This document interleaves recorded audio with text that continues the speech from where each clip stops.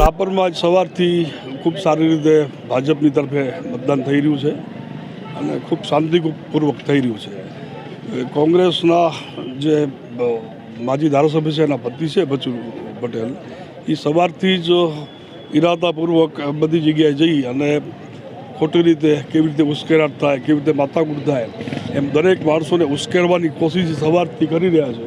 એટલે મેં હમણાં પીઆઈને પણ કીધું કે એમને કહો કે અમે કોઈ અમારા તરફથી કે અમારા કોઈ કાર્યકર્તા તરફથી કોઈ પણ જાતની માથાકૂટ કે કોઈ પણ જાતનું કાંઈ ખોટું થાય એવી કોઈ વાત જ નથી.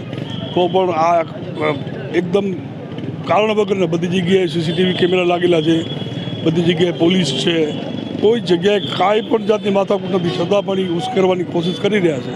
તો એને સમજાવો. ઉશ્કેરવાની કોશિશ શા માટે કરી રહ્યા છે? એ આખા રાપરમાં આખું વાતાવરણ એક તરફી થઈ ગયું છે. બિલકુલ ભાજપની તરફેણમાં મતદાન ચાલી રહ્યું છે, ત્યારે હવે એ હતાશ થઈ ગયા છે. અને મને તેમ લાગે છે કે એ વધારે પડતા હતાશ થઈ ગયા છે, જેના કારણે એ આવો ઉશ્કેરાટ કરી અને મતદાનમાં વિક્ષેપ પાડવાની કોશિશ કરી રહ્યા છે.